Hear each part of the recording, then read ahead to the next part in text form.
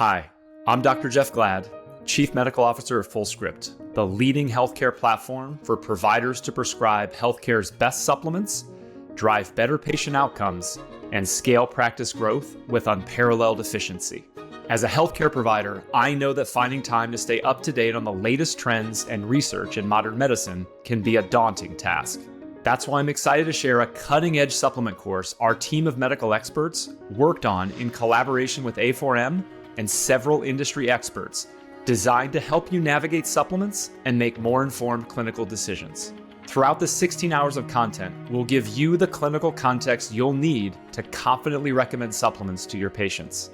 The A4M Supplement Certification course is the perfect starting point or clinical update for optimizing your supplement treatment plans to ensure the best possible outcomes for your patients. Go to www.a4m.com/supplement-certification-course.html and use the promo code podcast20 at checkout to get a 20% discount. Enroll today and elevate your whole person care.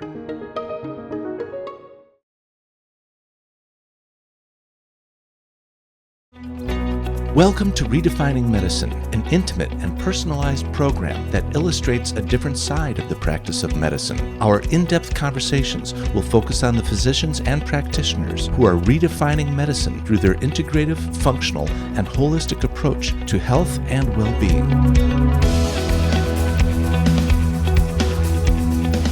Our host for Redefining Medicine is Dr. Erica Schwartz. For more than 20 years, Dr. Erica has been at the forefront of advanced patient care, taking the best from conventional and integrative medicine and applying them to prevent disease. Dr. Erica is a distinguished A4M faculty member in disciplines ranging from hormone therapy, peptide therapy, and IV nutritional support. Hi. So we have Terri DeNeui with us, whose passion, we're going to find out what it's about, but you know it's about hormones. Yep. So, and about improving health. So Terri will be talking this afternoon at the BHRT track in South Beach. So Terri, thank you so much for joining us. Thanks for the invitation. I love it. So what's your passion, as I said?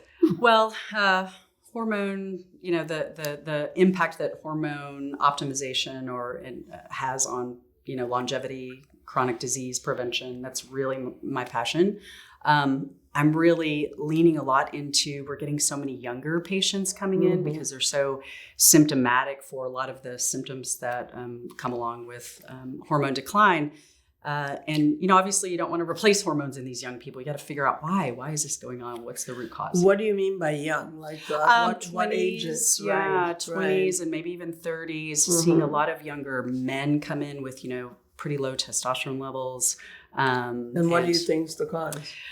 Lifestyle, probably. I think a lot of it's dietary. You see, just with the standard American diet, there's a lot of... what is the standard American diet? The acronym is SAD. I think everybody kind of figured that one out.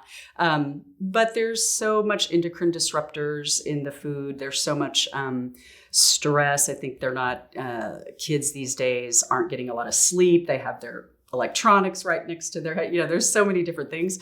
Their brains aren't ever turned off, right? There's constant stimulation, and we just weren't designed that way. And I think it's really accelerating a lot of aging processes really in young people. But they do have the foundation to, clean that up in a lot of cases, as far as, really lifestyle changes and things like that. And that's kind of challenging. Do they do that? Some, if they're really motivated. How do you motivate them? Well, really having frank dialogues about, especially in young men, I see a lot of lower testosterone. In young women, PCOS seems to be rampant, and that's an insulin resistance. Talk about dietary changes. And for women, that conversation is a little easier because fertility is important to them, right?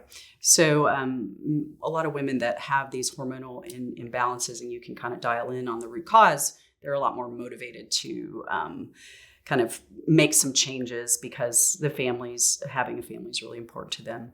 The younger guys, it really depends on the individual, honestly.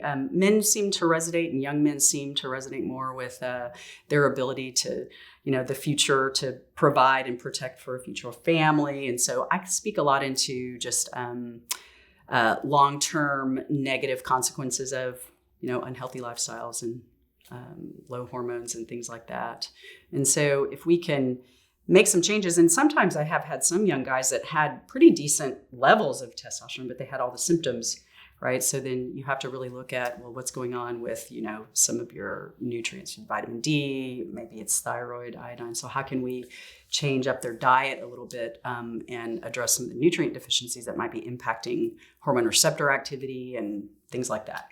So what symptoms do you usually find? Yeah, brain fog, tired, a lot of them pretty much mental, fatigue, a lot of ADD. I'm going to air quote that because I'm not certain that's a real exist, yeah, or at least not to the degree that we diagnose it. So those are kind of the big ones, stamina, things like that. And of course, there's so much obesity and just, definitely overweight guys. So oftentimes it's that's the motivator for both genders, really. But so the young ones, like a 30-year-old, for yes. instance, where do they come? How do they find you, and what do they come looking for? Oftentimes their mother is. We fix the parents, and so they're like, I have somebody for you. So that's oftentimes the case, a family member that has seen some things, and there's been differences made in their lives, and they see some changes that maybe their son or daughter could benefit from, and especially with the young ladies that have PCOS or PCOS-like, presentation, and there's just not a lot of practitioners that are really dialed into how to manage that and how to get to the root cause of that and kind of, help reverse that. And even, I have a couple of gynecologist colleagues that'll say the same thing. We are not taught about PCOS in school, to the degree of what's really going on at the root cause and how can we reverse it. So these younger people tend to come to us for referrals primarily, or maybe even just online searches for. How do you diagnose the PCOS? Oh boy. Well, this triad of hirsutism, obesity, and irregular menstrual cycles is kind of hallmark, but there's other things, insulin, fasting insulin levels, luteinizing hormone, it's just some other hormone markers that you'll see. They tend to have higher free testosterone levels, and because their sex hormone binding globulin's low, and so there's a lot of different labs, and a lot of it's just clinical. So how do you treat them? We first and foremost address the insulin resistance, and that's the biggest thing for, even a lot of the guys too. You can address that insulin resistance, and really things start to shift quite a bit. But insulin resistance, So how do you address that with diet? Oh gosh. Well, how motivated are the GLP-1s, metformin, depending on their, what can they afford, right? And definitely dietary lifestyle changes, optimizing thyroid if that needs to happen, optimizing progesterone levels in these young ladies too, especially if they're trying to get pregnant. What about birth control pills? Birth control, obviously it can help from raising sex hormone binding globulin and binding up some of that free testosterone. So it can help with some of their symptoms, but it's not my favorite or first line, but it works. It just depends on the patient, but we tend to try to do lifestyle stuff first, especially if they're trying to regulate their menstrual cycles and become fertile. But that takes a couple of years, but we've had some really great successes.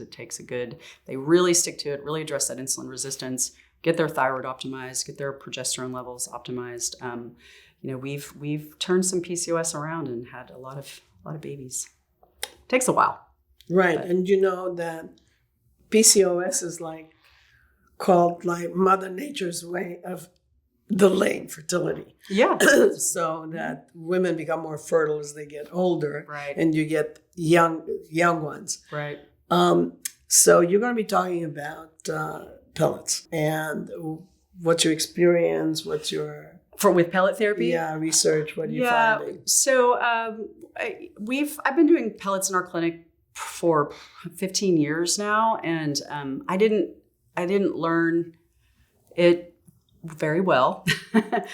So there's been a lot of learning all along the way, and so I learned, I think, with the best information we had at the time, but there were a lot of nuances that were missing, and I really became, about 13 years ago, really interested in why does this work for some people, not work for some people? Why do some people respond one way and some another way? And what can we do about all these extrusions? And so I've really spent the better part of the last 10 years trying to really make it better.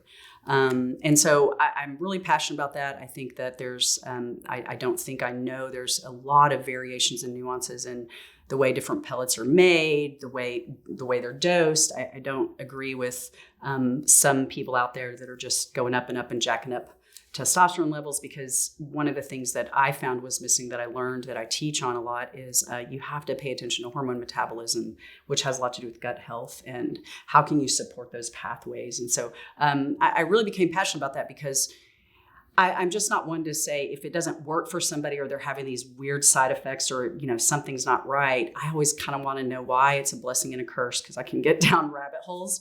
But it's really, I've really learned a lot, and especially in the last probably 4 or 5 years, just about the impact of gut health and gut dysbiosis on hormone metabolism, and also some great literature that's recently highly linking gut dysbiosis to PCOS, endometriosis, and some of these other hormone issues that kind of we've been talking about. So it's not just you can't just put a pellet in somebody and hope it's all going to work. It's an art, right? Any hormone therapy is an art. Right. Why do you think that there's no scientific literature on it? There's some, but it's pretty much all from the 80s and 90s. Mm-hmm. And that is one thing that we are embarking on this year. So you're publishing? Yes. I mean, and that's the other thing, the longevity of a therapy. And also, trying to create a gold standard in doing this thing right, and not having just random people being able to just order pellets and put them in people. It's really an art, and it's an ongoing learning process. As you know, you've been managing hormones for a long, long time. And that's very long. Yeah. And so, I learn something every day. Sure. Some patient teaches me something. Right. Right. And so you see patients every day? I see patients every week. How many times a week do you see a couple patients? of days a week. And then I spend a lot of time reading, researching, writing, speaking, that kind of stuff, educating. Right. And this year is a big, we're going to work with a really great group that helps with research, disseminating research into published papers, and, getting that data out there, safety, efficacy, things That's like great. that. Yeah. That's great. Good job. Thanks. All right. It's a lot of work. Thank you. I appreciate you guys so much. Appreciate you. Yeah. Thank you.